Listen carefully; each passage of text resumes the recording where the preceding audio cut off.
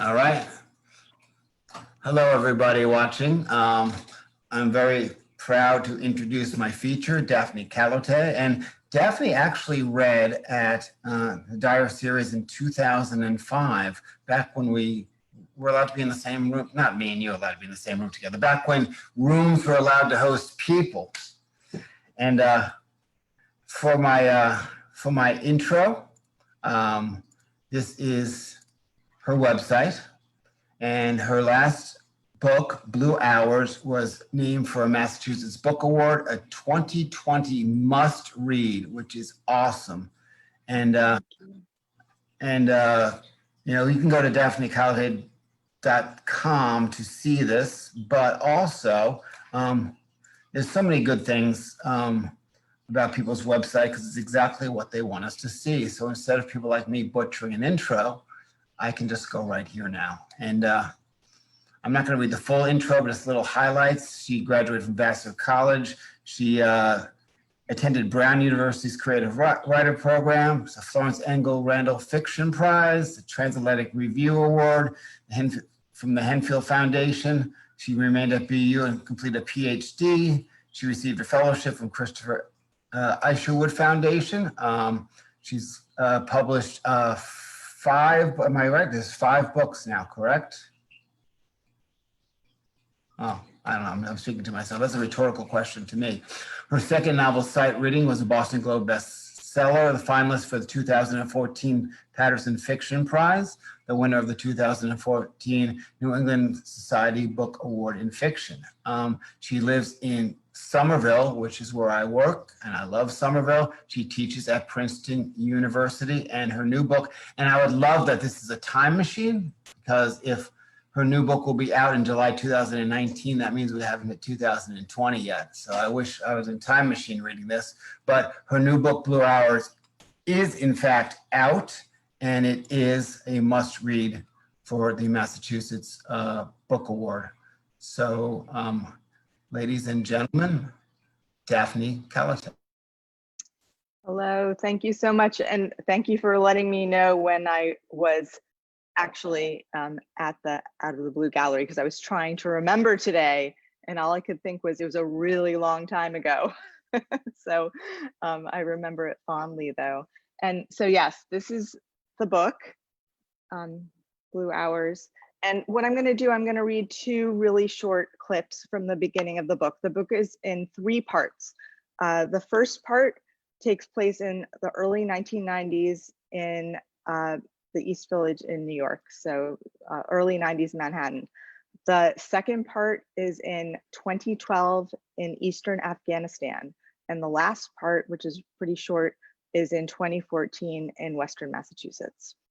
So I'm going to read 2 parts from the beginning. The first part, we're just going to meet our narrator. She narrates the entire book. So she's part of the through thread. And then we also have the same characters kind of that also carry us throughout. So this is from the very opening pages of the book.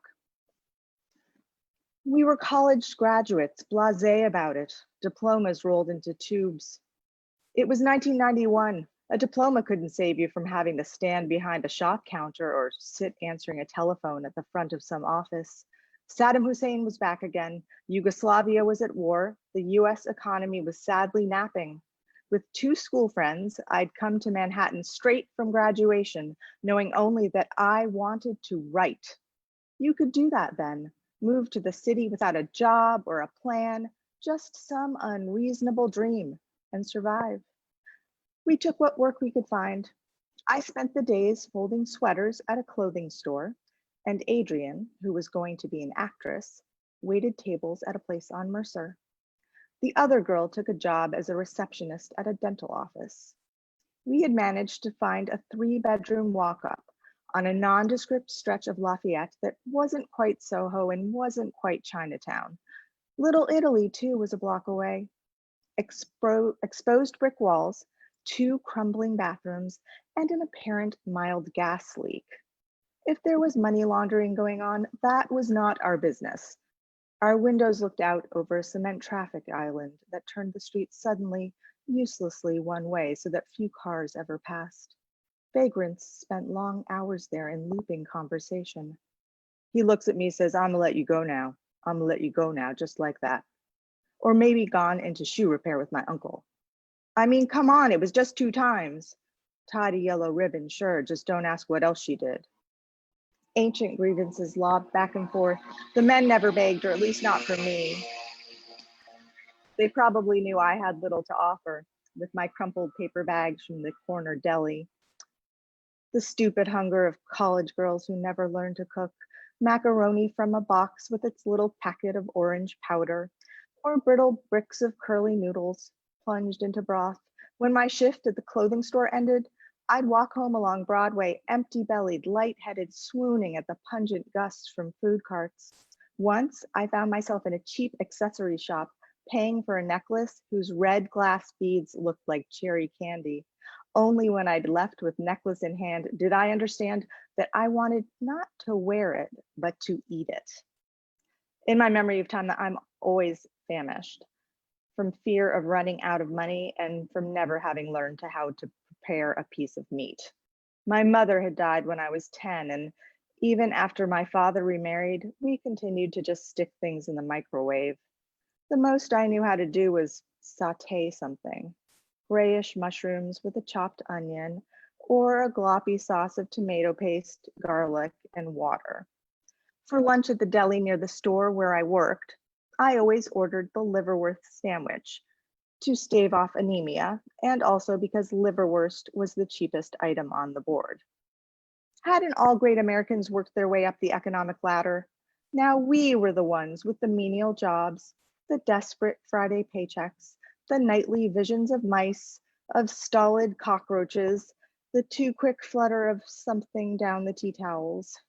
I told myself it was just a stage, temporary. The post-dated checks, the fearful sorting of mail, envelopes with stern messages in red ink.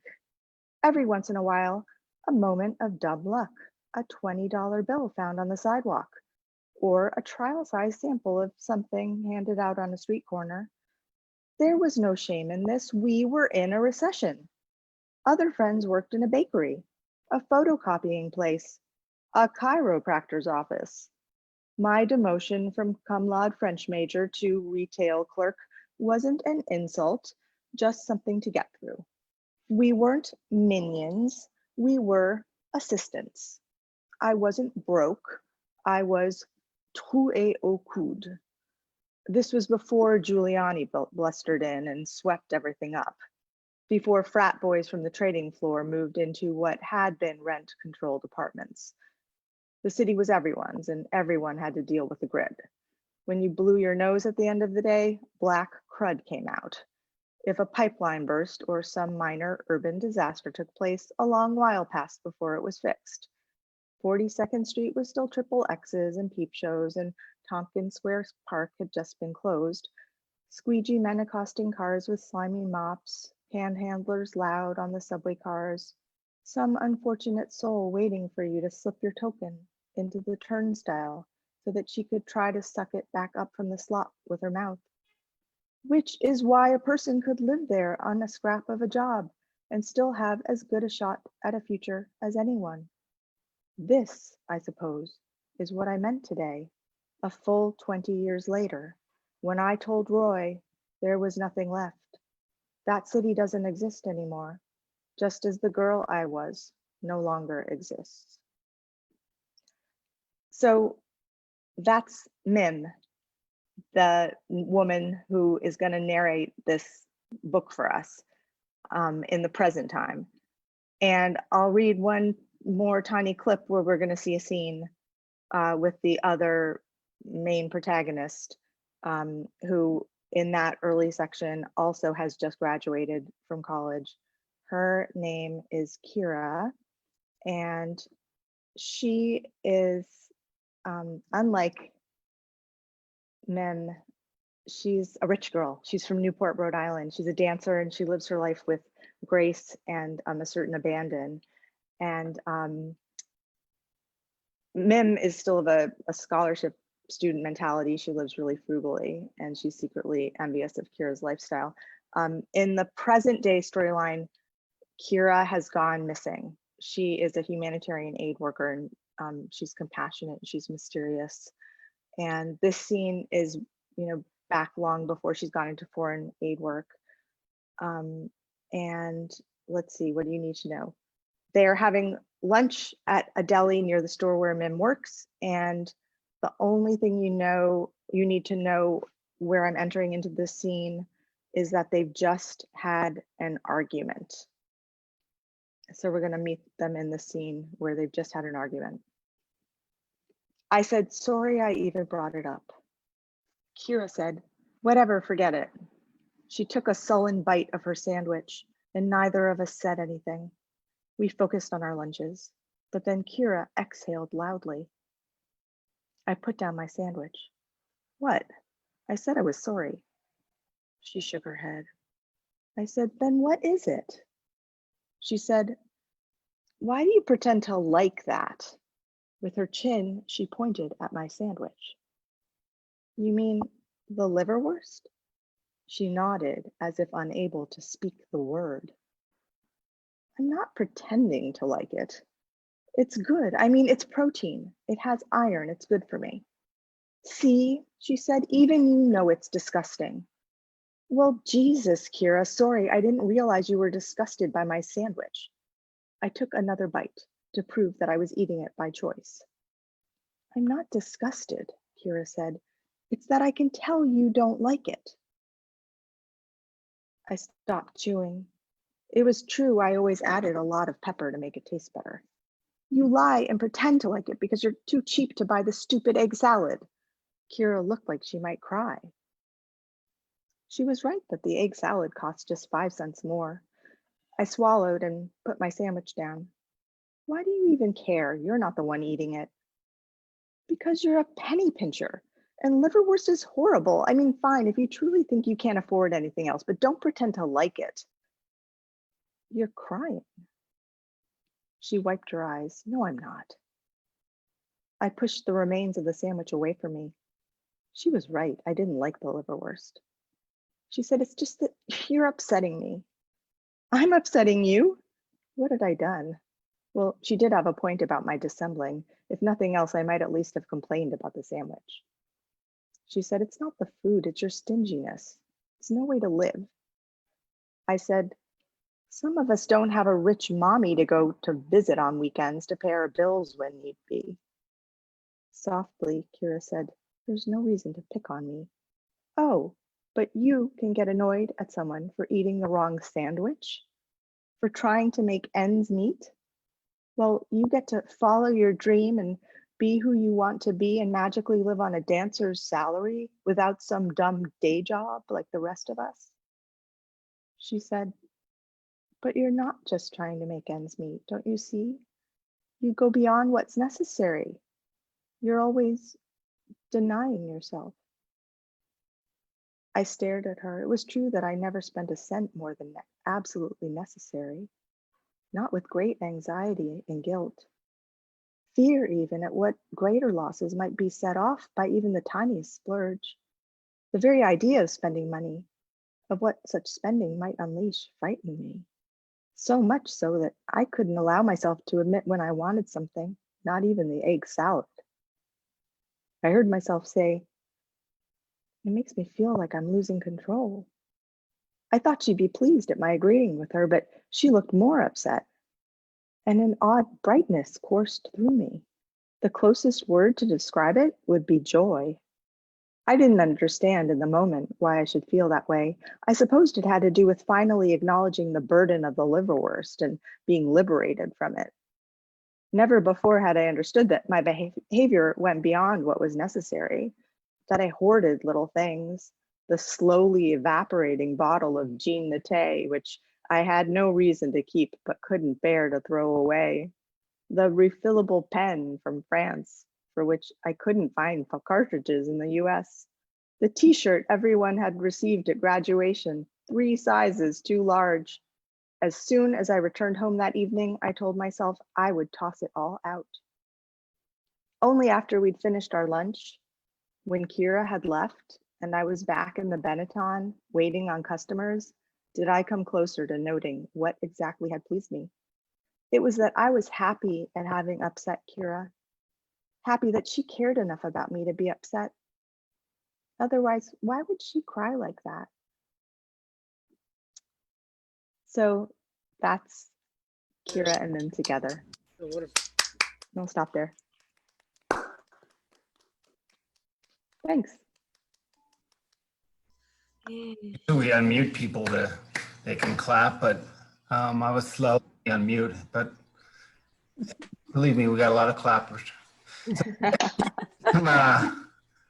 We have some questions here. Hang on one second. I'm gonna mute everybody again and unmute yourself, Daphne, for these questions, so hang on.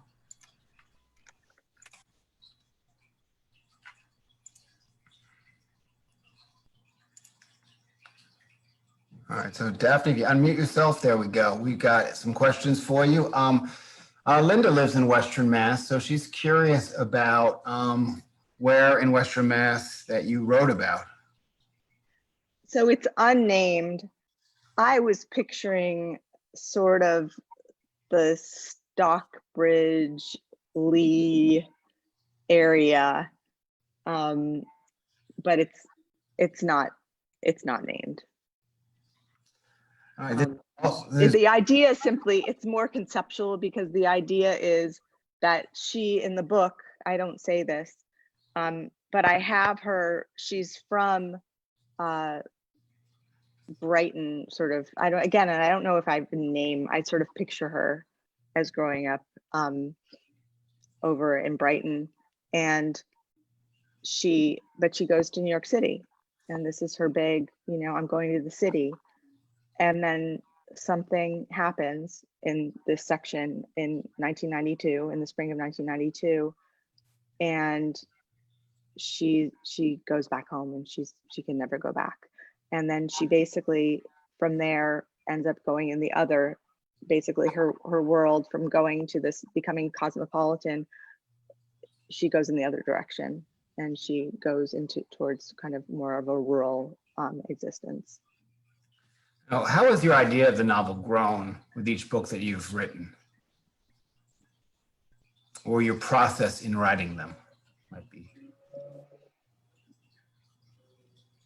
I don't know if it's grown or, it's always a different challenge depending on what the book is. And I think this one, it required so much research, and I thought, well, I'm not afraid to do it because my first novel required so much research, and then I did so much research for the second one.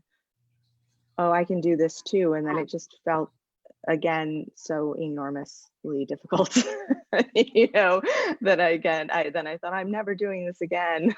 So I don't know if it ever, each time I think, oh, why did I decide to do it this way? I keep thinking, each time I do it one way and I think, oh, I made a mistake. I shouldn't have done this kind of a novel. I'll never do this kind of a novel again. And then I somehow do it again. Are you an outliner then, or a little less structured when you're planning one out? I tell people I do outlines, but not an outline to follow. I do an outline to keep track of what I've done, because I can never retain everything in my head. Because novels, they're so big. So I'll think, where did I reveal plot point X? Oh, it's in chapter 3. So that's how I write my outline, so that I can keep track of what's happening in each chapter and who said what. And that's the map, basically. Do you have any suggestions on how to write fiction that doesn't become like very formula, like follow a formula or a set way to be? I feel like when we go deeply into character, we don't notice if you're following a formula. You could actually be following a formula, and we might not even notice because it feels so rich if you're really creating realistic characters in a realistic place. And do you have a certain approach to balancing your teaching and your personal writing? And when you taught at Princeton, were you doing it virtually when you start doing that? Are you still doing that? And has that changed? I'm still doing it, but right now I'm doing it virtually, but normally I don't. So this is my 4th year. But the first year, what happened was they said it was just for 1 year. So they tricked me. So I said, oh, I can do that. I'll just go. My parents live in New York City. So I thought, oh, I can just live. I mean, this was the first craziness. I'll go live with my parents and commute in. Well, that lasted till November because I thought this is awful. I can't do this. I just thought I can't do this. So I went and got faculty housing and rented an apartment. And for the second semester, had my own apartment on, at Princeton, which was wonderful. And then they asked me to come back. And ever since then, I've had my apartment there, which I rent out in the summer. And now I'm renting it out this whole year to somebody because we're not teaching on campus. So there's nobody there. So now I'm in Somerville. Well, being over at Somerville, you've won a lot of awards, but also you had one of your short stories read by the whole city of Boston during their book festival for One Story, One City. How did it feel? Did it feel any different knowing that all of Boston might be reading one of your short stories? That was one of the most rewarding experiences I've ever had. I loved it. I have to say, I don't know if you've ever gone to that. This year it's Grace Toulousen's story. I just read it the other day. I love it. I'm forgetting what the story's called. Anyway, I have the little booklet if you can pick one up. Oh, I can't believe I'm forgetting the title. Anyway, so I guess it'll be a virtual event. But anyway, at the time that I went, it was all in one big room at the library. And I teared up because it was so moving. The way they started it out was to say, it was Alicia Anstead was moderating, and she said, oh, it was some basic question like, what do you think the story is about or something? And she went around the room and was holding the mic up, and to hear all these different people saying, oh, I think it's about this, I think it's about that. And I just was crying almost to hear all these people had read this story and, had their own thoughts. It was really rewarding. Yeah. Oh, here, the Book of Life and Death. Thank you. So my question I have is a follow-up. Oh, Gilmore's here. Yay. Yeah. Sorry. That's okay. So my follow-up is that, as a writer, you want to be read, but how much of your work goes into projecting to your reading audience versus writing it for yourself? And could you ever reach a place that you could just be happy with a product or producing a wonderful piece of work and somehow no one, for any reason, no one ended up reading it? My answer is yes, because I also have pieces like that. Of course, I have pieces right now that aren't even quite done, right? I get excited and thinking I can get up in the morning and work on that story, and it's just my relationship with that story. So maybe nobody will ever read it if it is not successfully finished, or if nobody likes it. So I do think that can be really rewarding. You've worked with Saul Bellow. What was it like working with him? It was like working with a wise old man, because when I knew him, he was already 80 years old. And he truly would say things like, when I seemed to be maybe taking my dissertation too seriously or something, and he'd say like, don't get all worked up about it. So he's incredibly intellectual, so smart. And so on the one hand, giving me all these great references to go read, and on the other hand, sounding sort of like the old man at the corner store dispensing kind of old-fashioned advice, it's like, you know, don't worry about that. Don't, this is, I remember for the dissertation, he said, this is just an academic exercise, which I don't think any other professor would ever say. This is just like, right, everybody else would say, this is probably going to become your first book, this dissertation. But for him, he's like, this is just an academic exercise. So that was what it was like. And he loved just talking about literature and books. One of your stories and books, you had a 99-year-old Holocaust survivor as a character. Tell me a little bit about that. So that was the One City, One Story, and that is based on my grandmother, who lived to be 100. So I basically, a lot of that character's personality, she's not the most likable character, and that sort of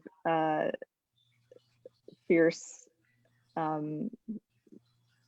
somebody who just kind of keeps surviving, no matter what